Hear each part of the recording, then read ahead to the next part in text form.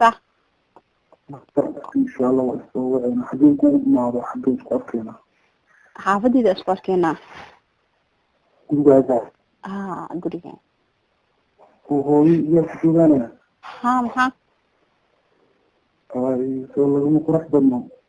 محل أنا لو قرح بني قولي جت كافية.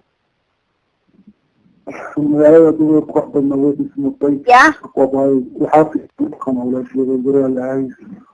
أنا عنو بيقارنوا بين هذول الناس شيء سنة والله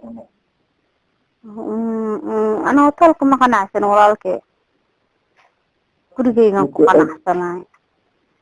ما شاء الله وفي لكن وحيم أنا بعد وأول إنه وح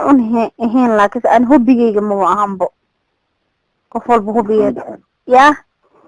أوكي فيل هوتيل كهو مالين مثل صيحنا مثل أو أمرين يحسبوا على عمره واتحنا عشان سؤالنا وصول شيء كسننا وصول لعباننا كنا نقول بيجي على